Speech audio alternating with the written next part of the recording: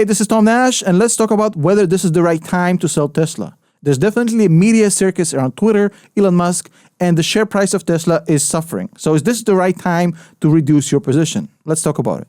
Now, yesterday, we found out that Elon Musk sold 20 million shares of Tesla at about $4 billion. Now, he didn't say why he sold it, but we can safely assume this was done partially to finance his $44 billion acquisition of Twitter. And for the past 5 days, the company's shares are down 15%.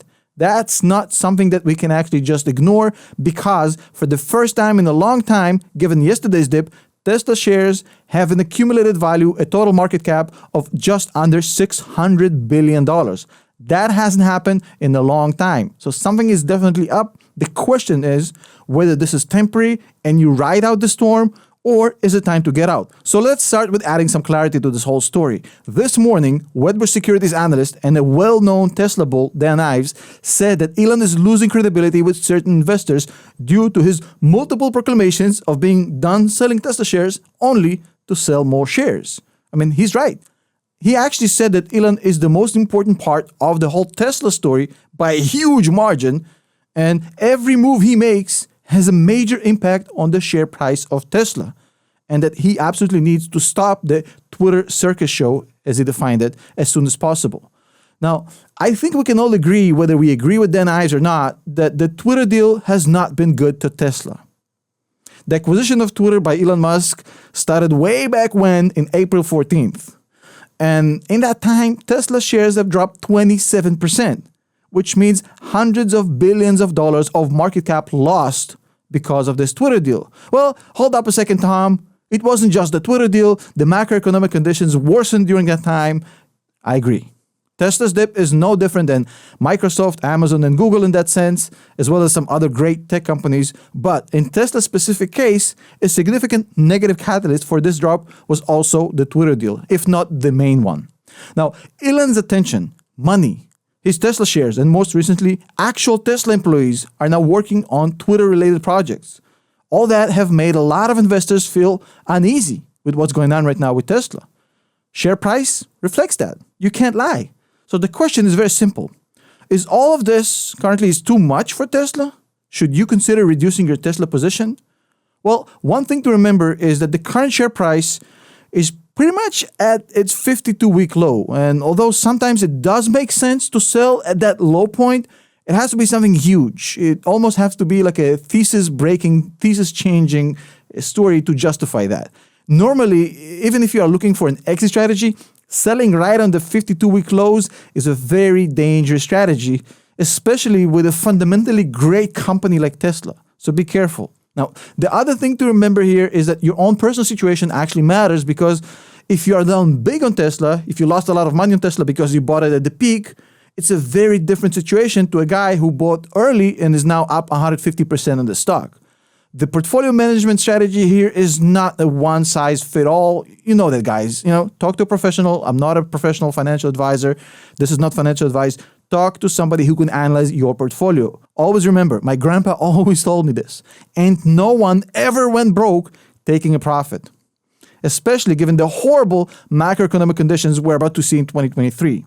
Now, that's one point worth keeping in mind as we go forward with our analysis. Now, let's talk about some negative and positive catalysts for the stock so you can make a decision for yourself. Now, look, one negative catalyst here and the potential reason for you to consider selling right now could be, for example, Elon's public statement recently, right?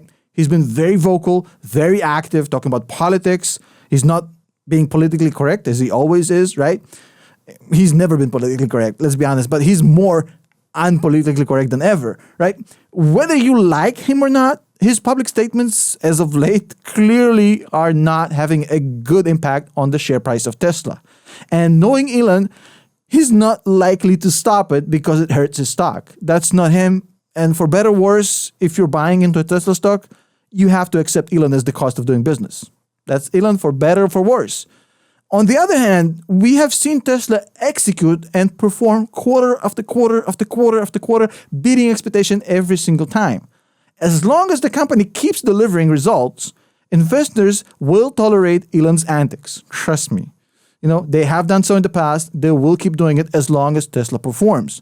However, If Tesla screws up, the price for that screw up due to Elon's behavior is going to be much more severe. So the question here should be, do you think Tesla outperforms long enough, well enough, consistently enough going forward to override Elon's, let's say, unorthodox behavior? Another negative catalyst here to consider is macroeconomics. The economy is headed into some bad times, it seems, and Tesla is not going to be 100% immune from that. Forget about that. That ain't happening. Now, this point is more of a kind of market sentiment, not so much a Tesla-specific or Elon-specific issue, but we cannot ignore it nonetheless. If you think the market is headed into the toilet, holding long positions in big tech companies might not be the smartest idea. So you have to model your own forward-looking market outlook in order to make a decision about any long positions right now, Tesla included. Now, one other thing to consider here with everything we just spoke about is key man risk for Tesla. That's Elon Musk. I've discussed this in depth with Gary Black. The interview is on my channel. Go check it out. The latest series of events, I think, highlights for a lot of institutional investors Tesla's kind of over-reliance on Elon Musk as a single entity that's all be all, right? Elon will be done with Twitter antics soon. He'll be bored with it or he'll figure it out. But look at how his absence, at least mentally or emotionally, has affected the share price so far. God forbid if Elon were to hit by a piano dropping from the 57th floor walking down the street, right? Does Tesla actually have the management in place to keep going? That's a huge question. And it does keep a lot of institutional investors away from the stock, keeping the share price not as high as it should be. So with the whole Twitter story, it seems to be more highlighted. So knowing this, if you invest in Tesla, you have to accept the fact that institutional investors are not going to be pouring into the stock anytime soon. So where do I stand on this personally? And again, this is just my opinion, might be inaccurate, might be wrong, might be the ramblings of a madman, you know the drill. So I'll say one thing, sure. If Elon Musk simply would shut the fuck up, Tesla stock would be in a much better position than it is right now. Sure. But if grandma had wheels, she would be a bicycle. I mean, both are very unlikely to happen. To me personally, I don't mind him voicing his political opinions, using controversial humor, making fun of politicians, corporate, uptight people. I don't care. In fact, nothing he said in the past 6 months actually is shocking. It's just humor and just Elon being Elon. It's kind of just not exactly by the playbook of the corporate world, but it is what it is. To me, it's just harmless humor. To me, he's the world's best multitasker. He's already managed Tesla, SpaceX, his boring company, 57 ex-wives, 47 kids, whatever project he's doing. I mean, he's been probably the world's greatest multitasker we ever seen. So to think that he cannot handle Twitter on top of it all, I don't know. I wouldn't bet against him so fast. But it's a personal decision. You decide for yourself. What I am interested in is starting the discussion right here and keeping it going right below. So comment below whether you're staying in the stock, whether you're selling, whether you're buying more, and your rationale. Explain to me why so we can debate it in the comments below and actually develop a discussion.